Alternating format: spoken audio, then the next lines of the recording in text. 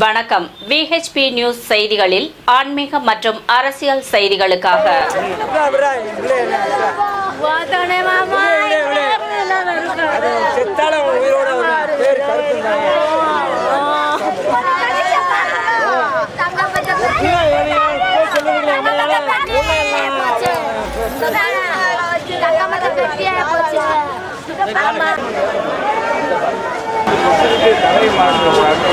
இன்று காலை பாஜக மதுரை நகர் மாவட்ட தலைவர் மாரி சக்கரவர்த்தி அவர்கள் என்னை தொலைபேசி மூலமாக தொடர்பு கொண்டு ஒரு முக்கியமான புகார் கொடுக்கணும்னு கமிஷனை பார்த்து புகார் கொடுக்கணும்னு சொன்னார். அந்த புகார் கொடுத்துட்டோம்.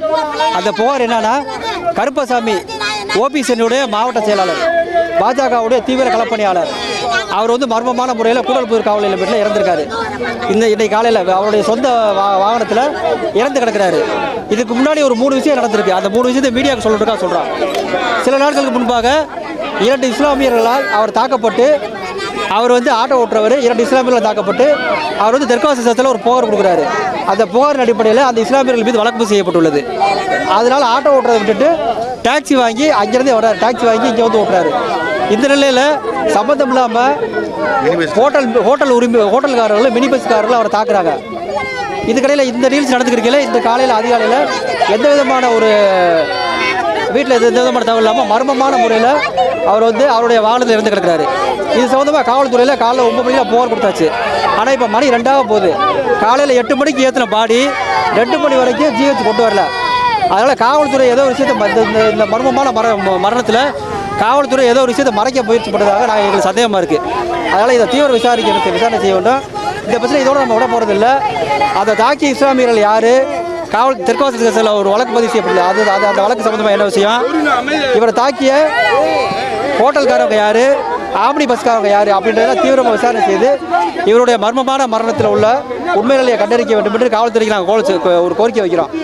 இந்த கோரிக்கையை செயல்படுத்தப்படவில்லை இல்லைன்னா அடுத்த கட்டமாக எங்களோட தலைமையில் ஆலோசனை செய்துவிட்டு அடுத்த கட்ட போராட்டத்தை நாங்கள் தயாராகும் என்பதை தெரிவித்துக் கொள்கிறோம்.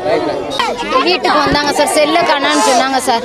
நீங்கள் வீட்டுக்கு வேலைக்கு போய்ட்டு நான் இப்போ தான் வந்துருக்கேன். செல்லை காணா, நான் போய் தேடிட்டு வரேன்னு தான் சார் போனாங்க. வரவே இல்லை சார், நைட்டு வரவே இல்லை. நாங்கள் காணாங்கண்ணா நேற்று வரைக்கும் தேடினேன். சாயங்காலம் தான் சார் ஸ்டேஷனில் போய் கம்ப்ளைண்ட் கொடுத்து காலையில் ஆணி ஸ்டேஷன்லேருந்து எங்களுக்கு ஃபோன் வந்துச்சு சார், நீங்கள் கூடல் நகர் சர்ச்சுக்கிட்ட போங்கன்னு சொல்லி பார்த்தாங்க. ஆம்புலன்ஸில் இருக்கும்போது தான் சார் தெரிஞ்சு இறந்து கிடந்திருக்காரு. அது வரைக்கும் கார் கடையில் இறந்து கிடந்திருக்காங்க. அப்போ தான் சார் சரி சார், அவங்க அவர் இறந்ததுல மர்மம் இருக்கு, என்ன ஆகுதுன்னு தெரியணும்.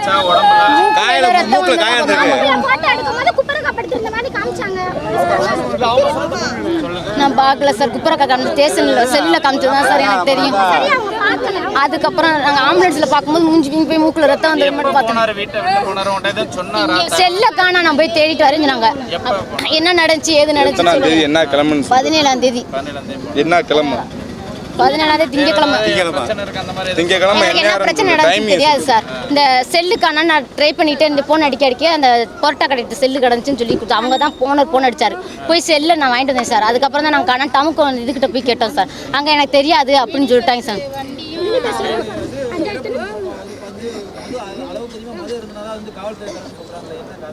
அவங்க அப்படித்தான் அங்கே சொல்லியிருந்தா சொல்கிறாங்க சார். அளவுக்கு மீது இல்லை, எப்பயும் அளவா சாப்பிடாரு, எப்பயும் இருக்கு சார். இருக்கு சார்.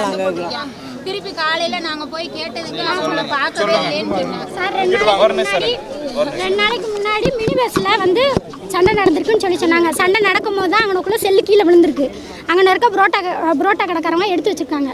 எடுத்து வச்சுட்டு தான் சார்ஜர் இல்லை போலுக்கு அவங்க சார்ஜர் போட்டு திரும்பி கால் பண்ணியிருக்காங்க. இவளும் கால் ட்ரை பண்ணிக்கிட்டே இருக்கவும் நம்பரில் ஃபோன் வரவும் எங்கிட்ட தான்ப்பா இருக்குது ஃபோனு அப்படின்னோடனே இவள் போய் ஃபோன் வாங்கிட்டு வந்திருக்கா. வாங்கிட்டு அதுக்கப்புறம் தான் ஆளை காணோன்னு சொல்லிட்டு இவள் போய் கம்ப்ளைண்ட் பண்ணியிருக்கான். இன்றைக்கி காலையில் எஸ்ஐயில் இன்னொருத்தவங்க ஆணையூர்லேருந்து ஃபோன் அடித்து இந்த மாதிரி கூடல் நகர் போங்க, எஸ்ஐ அவங்கள வேகமாக வர சொல்கிறாங்க, வேகமாக போங்கன்னு நாங்கள் 4 பேர் போனோங்க சார். போனோம்னா கார் அங்கே இருக்குது, ஆம்புலன்ஸ் அங்கே இருந்துச்சு. போனோடனே போய் பாடியை பாருங்கள் அவ்வளோதான் சொன்னாங்க. பாடி பாருங்கன்னு சொல்லிட்டு செல்லில் ஃபோட்டோ காமிச்சாங்க. அவங்க காருக்குள்ளே கிடக்கிற மாதிரி ஒரு ஃபோட்டோ காமிச்சாங்க. அப்போ குப்பரக்கா கிடந்தார். செல்லில் அவங்க காட்டும்போது திரும்பி ஆம்புலன்ஸில் பார்க்கும்போது மூஞ்செல்லாம் ஒரு மாதிரி கருத்து இந்த இடத்துல ரத்தமாக இருந்துச்சு, காயம் இருந்துச்சு. ஆனால் எங்கேயுமே போய் மோதலை. கார் சேஃப்டியாக தான் நிற்கிது. மினி பஸ்ஸில் வரச்சுன்னா அந்த க்ரீன் கலர் கோடு மட்டும்தான் இருக்குது. அது 2 நாளைக்கு முன்னாடி நடந்தது. வேறு எங்கேயுமே எதுவுமே நடக்கலை. இப்போ என்ன சொல்கிறாங்க, உள்ள குடிச்சிட்டு கண்ணாடிலாம் லாக் பண்ணிட்டு இறந்துட்டாரு அப்படின்னு தான் எங்களுக்கு தமிழ் சொன்னாங்க. ஹார்ட் அட்டாக்ன்றாங்க. ஆனா அது எப்படி அப்படியே சொல்றாங்க. இங்க போஸ்ட்மார்ட்டம்லாம் சொல்லணும். அவங்க ஏன் சொல்றாங்க? இங்க வந்ததுக்கு அப்புறம் தான் எங்களுக்கு தெரியும். சரி கார்ல போய் விழுந்தாங்கன்னா அவங்களுக்கு எப்படி காயம் வந்துச்சு? நித்யா அவங்க தங்கச்சி தான். வணக்கம். VHP நியூஸ் செய்திகள். இத்துடன் VHP நியூஸ் செய்திகள் நிறைவடைந்தது.